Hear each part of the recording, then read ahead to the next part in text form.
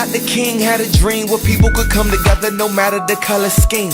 And I believe that God will plant a seed in people like you and me to be what the world needs. Are you ready to be all in?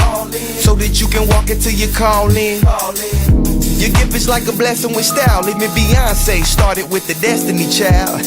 Ears have not heard and eyes have not seen what's in store when destiny dreams. I said ears have not heard and eyes have not seen what's in store when destiny dreams.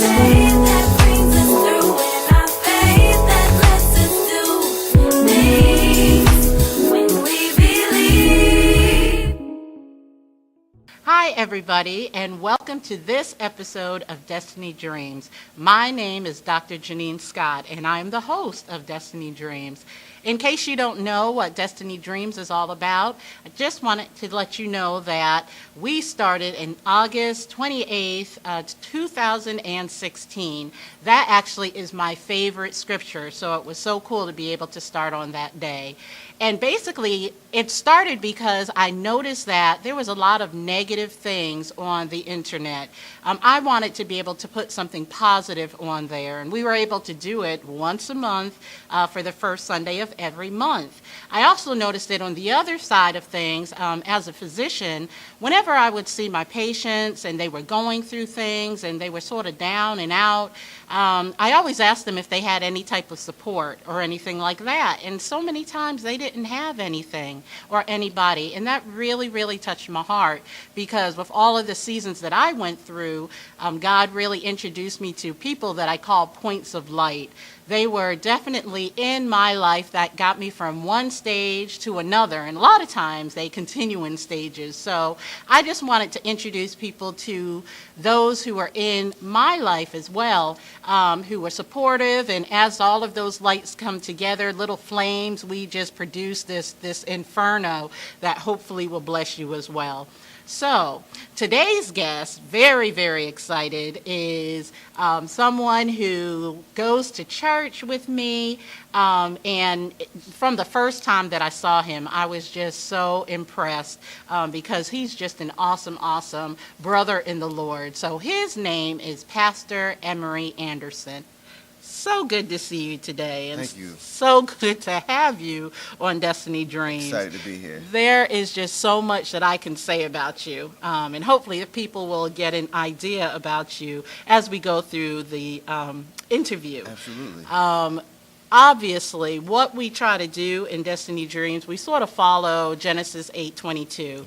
And the word says, as long as there remains, and the earth remains, there is seed, time, and harvest. Mm-hmm. So that is sort of the basis of Destiny Dreams, in terms of a lot of times people see the end of a thing, yeah. And they think, oh my gosh, that could never happen to me. You know, they're just there, they're just all of that stuff. But everything usually that comes to fruition in that part started out as a seed, right. And that seed is what God plants in our hearts in the beginning of everything, that eventually becomes a dream, and then over time, and that's what we wanted to discuss today as well, the time part, because it's usually in the time part where people give up, yes. Because it seems like it's so much, but seed, time, and then the harvest, which is walking in our destiny. So tell me first, we're sort of going to start where you are, okay, to introduce you, and then sort of go back to the beginning and how you got to where you are. So just tell us a little bit about you.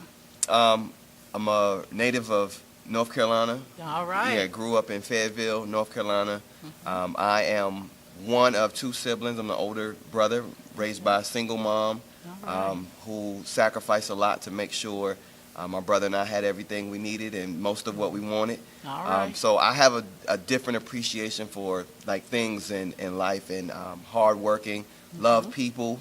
I don't know a stranger. I think I get that from my mom. Mm-hmm. I can walk in any room and get to know people. So I love people, interacting with people, have a love for just building new relationships, mm-hmm. Friendships.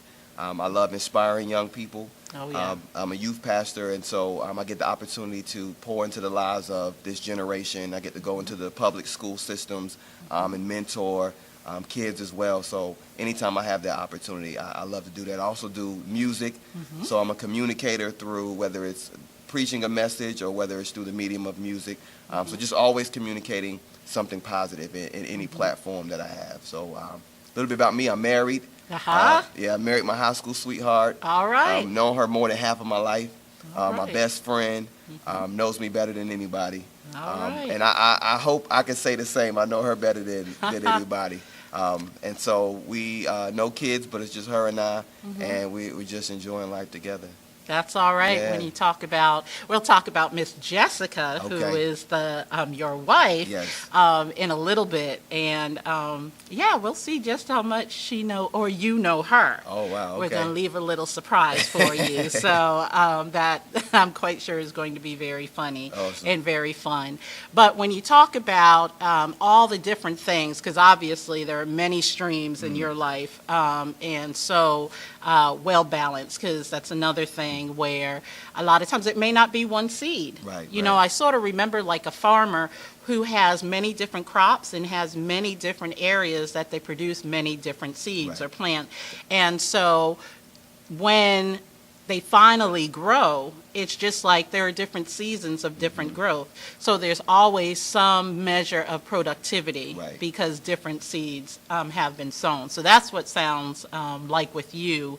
So we're going to sort of go through each of them individually Yeah, if we let's do it. can. Let's do it. All righty. So I know you're from Fayetteville, which is where I'm living now. Okay. Been down here for about 20 years. All right. So it's interesting. We didn't meet before going Right. to church together, so we have a pretty good size area. Okay. But it's just so cool when God just connects people. Absolutely. I call them Holy Ghost hookups. There we go. I so, like that. there we I like go. that.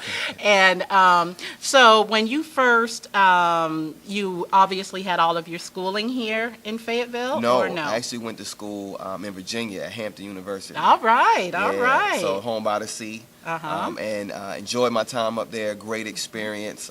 Met a lot of great people that I'm still in contact with. Entrepreneurs, business owners, teachers, those things like that. So still have some of those relationships. And then I relocated back here to Fayetteville after graduation in 2007. Okay, it's interesting though. You said that you met your wife, who was your high school sweetheart. So that must have been here in Fayetteville. That was here in Fayetteville, yeah. And then you went to Virginia. Yes. Did she go to Virginia She with you? did. So how was that reestablishing that connection from Virginia back here to Fayetteville? It was interesting because we tried to do the long distance thing. She was still here, I was there. And like I said, we were best friends in high school, and so she felt as though she lost her best friend. Oh. And so that first semester was kind of challenging for us, trying to do the long distance, 18 years old, and everything for me was new. New location, new setting, new experience, new friends, and so it was just a challenge for us. And so after the first semester of our freshman year, we kind of went our separate ways and broke up. And it was literally a 7-year period where we had little to no communication. I think there was Wow. maybe an email and one in person In 7 in years? 7 years. Wow. And so we had both kind of moved on. Probably had no notion to get back together or think we were going to kind of come back around. And it wasn't even when I moved back here in 2007. It wasn't until 2010 that we crossed paths again. And then when we linked up again as adults, the crazy thing is almost like we just picked up where we left off. So, it's funny how God works. I believe he definitely has a sense of humor. Oh, yes. And so Oh, yes. everything just began to click, and it was just a matter of seeing if Jessica, the adult, could rock with Emory, the adult. All right, you all know? right. And, Obviously, she could. yeah, and you That's see where all we are now, right? That's Exactly. right. That's Yeah. right. You mentioned 7 years Yeah. with no connection. It's sort of like 7 years was a time of perfection It is, and yeah. perfecting the two of you. There you So go. then by that time, the 8th year came, which is new beginnings, Right. y'all were ready to move That's on as it. adults. So That's it, yeah. that's just wonderful. So you're here, you're with Jessica, you got married. Yes. Did y'all have ministry together, or what brought you to this point with her? That's a very unique question. We didn't necessarily have a ministry together. It was more so like I was heavily in my music ministry then. I was doing a lot of traveling, a lot of touring, a lot of shows, a lot of recording. She was just very supportive. All right. Like my number one fan. So she would, give me honest critiques. All right. Like she is the person I filter so much of my stuff She's through. very straightforward. Because she's kind of like, look, I'm not going to have you out there looking crazy. All right, so that's if right. If it's not 100, she has no problem letting me know. Good. So she was just more so like in my corner, in my backing. There was a funny thing. I feel like she helped push me into another level of ministry, though. Okay. So even though we didn't have a ministry together starting off, she was always a part of the ministry. She told me one day, matter of fact, I was in the studio. She came to the studio, and she said, Emory, I don't feel like music is like your only thing. And in the moment, I almost took it as like an insult. Was like, well, baby, this is what I do. Like this is what I'm called to do. Like, what are you supposed to be my number one? Like, you telling me this not my thing? And she, she did clear it up, and she said, I'm not saying that you're not good at what you do or you're not gifted, but I feel like I don't see you doing this only to provide for our family. I don't see you being on the road months in, months out, away from home, and that being like the way that you take care of us. And what she was saying was that I feel like there's more below the surface. All right. Like, this is just the tip of the iceberg. There's That's so right. much more underneath the surface. And it really just kind of challenged me as a husband and as a man, as a provider, to really just kind of tap into what that was and be open to what God was willing to do. And you listen. You're the I head, did. and you listen to the neck. So that is smart.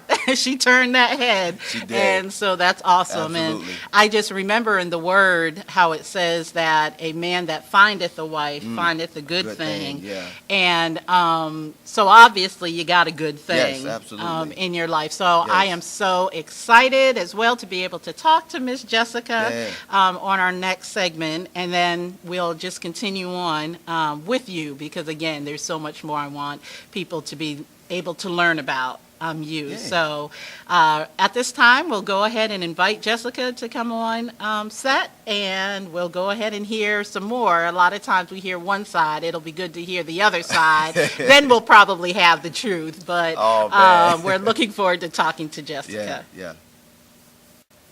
Hey there, everybody, and welcome back. We actually have a special guest with us.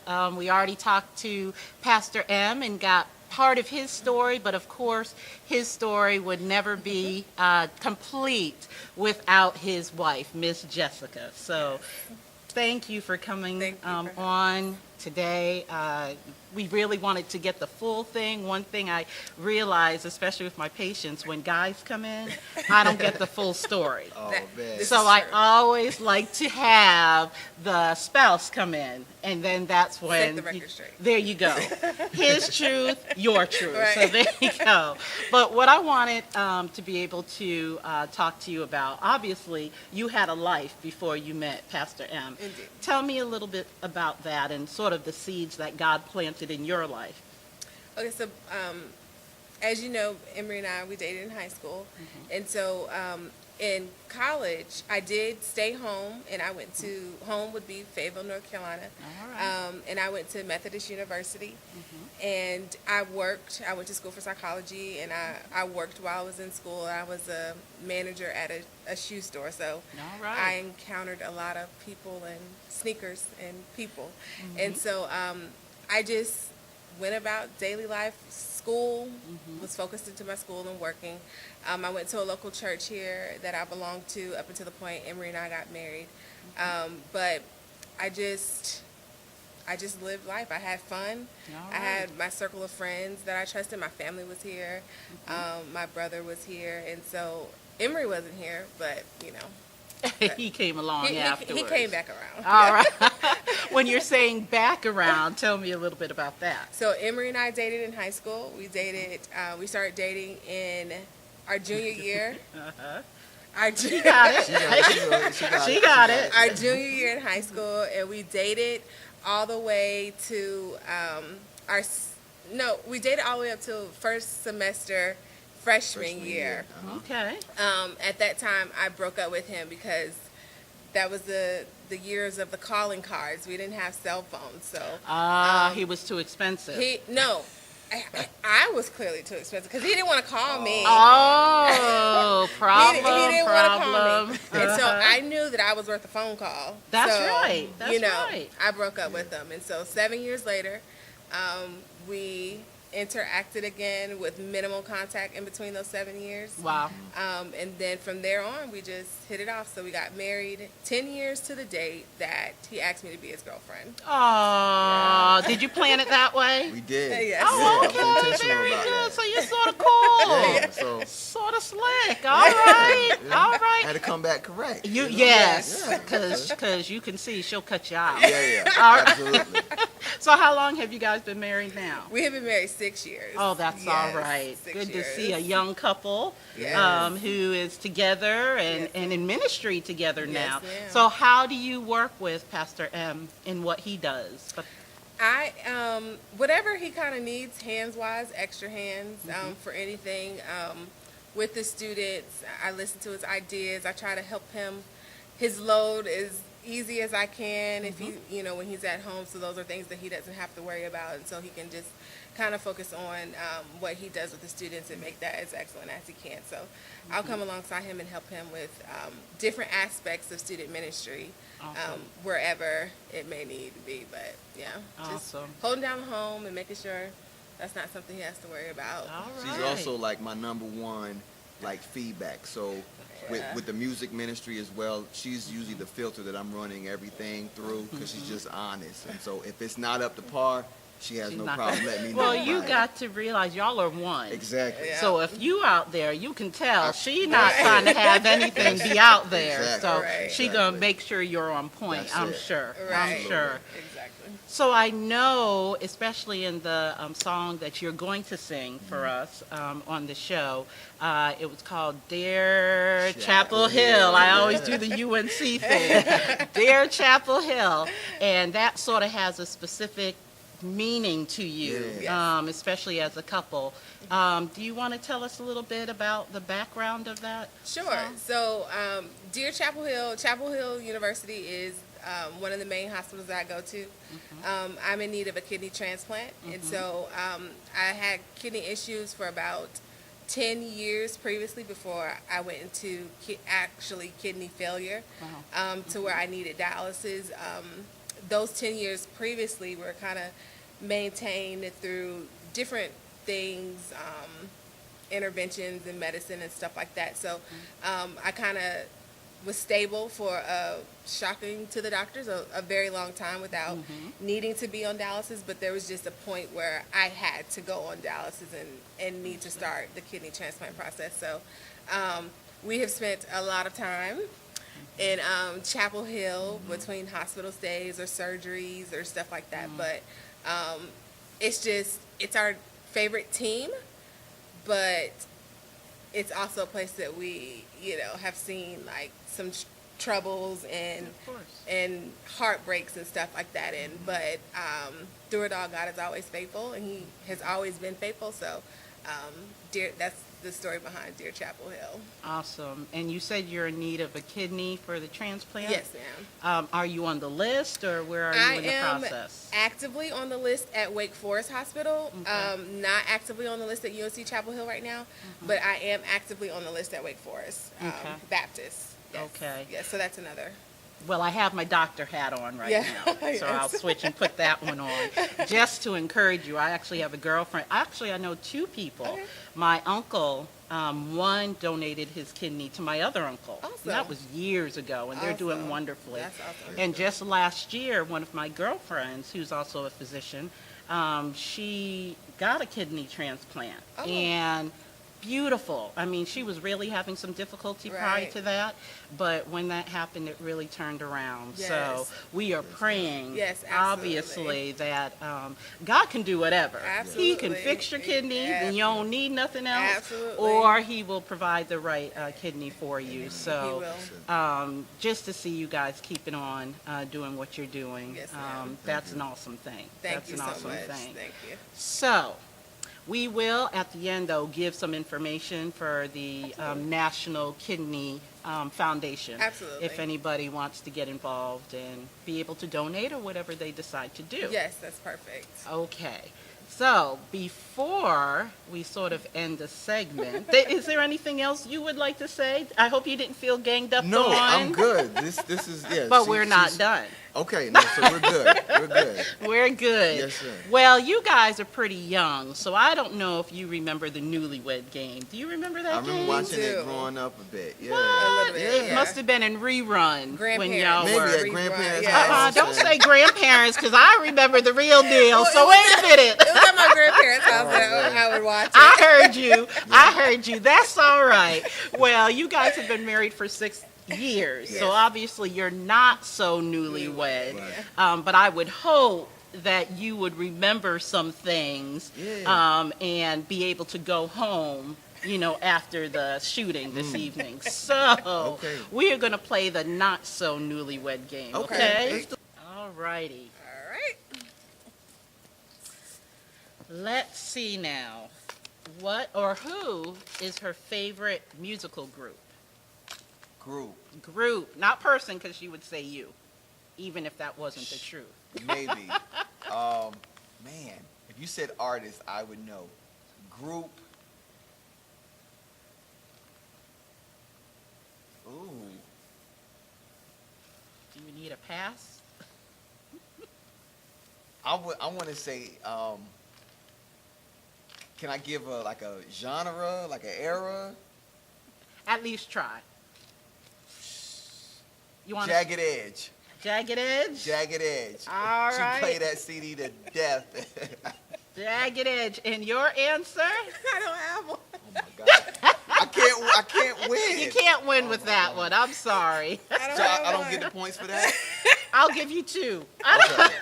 All right. Partial Okay. point. Okay. Partial point. But he is right. I did play that CD out. Okay. All See? right. See? I didn't think group. What age was she when you guys got married? 26. And 26. All right. All right. Yeah. So you're up to 7. Okay. What is her middle name? Andrea. What is it? Andrea. All right. Very I'm good. racking up. You're doing good. You're Yeah. doing good. What is her favorite TV show? Ooh.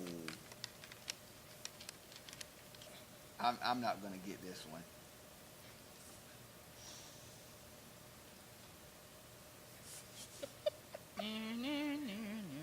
Oops, wrong show. Oh man. Oh, Thinking a lot. The show where they're trying to help people overcome addictions. Some boot camp show? Nah, it's oh my gosh, intervention. It's called Intervention. Intervention? But that's not my favorite show. And what Golden is Girls. it? Golden Oh, I Girls. love the Golden Oh, my Girls. gosh. That's all right. That's all right. Me and some of my college friends, each of us was the Golden Golden Girl. Girl. I was Betty White. Okay. I can't remember her How name, did but I I was not get I that was one? Betty. Oh, my All God. right. I don't know. I'm like, you're gonna get it. I should have gotten that one. I Ooh, should have and gotten the it. last one. Okay. What is her most used saying? Oh my. Sounds like she gotta think about that one. Most used saying What do you find her saying the most?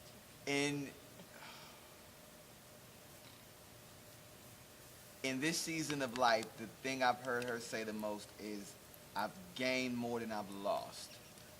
Okay. I do say that, but lately it's been Oh, What is it? any Dre language. all right, Any of my nephews. we got nephew. Oh, And so he's- whatever he He's says. learning how to talk. He's so. two. He's formulating words and sense, so it's a lot of Gobbledygook. broken I jargon. Yes, so. gotcha. Well, all right, Dre. That's all right. Hey, Dre. Okay. Well, so you got 12 points. Okay, That's all not right. bad. That's not bad. So this right. was the breakdown of the points, okay? I think you did all right. So if you got 0 to 5, you need remediation. Okay. That meant that you were in the doghouse. All right, I'm not there. You're not there. All right. 10 to 15, I think that's where you That's are, me, right? 12, Okay, you did a little bit better. Okay. You did so. All right. So you're on the couch. You're at least in the house. In the house. Okay, yeah. Now, the if couch it- pretty comfortable. And then 20 to 25, you the man. Okay, see, You that's the where I man. want to be. So You gotta work. it's 6 years in. We still You got still time. gotta all right, Yeah, all right. That means you gotta forever to keep work him. on that. Oh, that's nice. That means you gotta keep him around a little Yeah, bit just- longer, yeah, I just will. until he gets the questions I and the think- answers right. I think I'll keep him. No, I have a feeling you guys will be around for a long time Thank you together. so much. Thank you so much for agreeing to come on our show today, and show us the complete, Yes. at least some of it, with Pastor Emory. You were obviously a blessing to him, and I know that people usually say, you know, behind every great man there's a great woman. Right. You're not behind. Right. You the rib on the side. Right, So right. you're the neck to his head, all that good stuff. Yes, So very nice to meet you, You as and well. y'all keep doing what you're doing. Thank you so you so much. much. Thank you. We appreciate it. And now, here to perform the song Dear Chapel Hill off of his latest album, The Love Project. Please welcome Emory Anderson.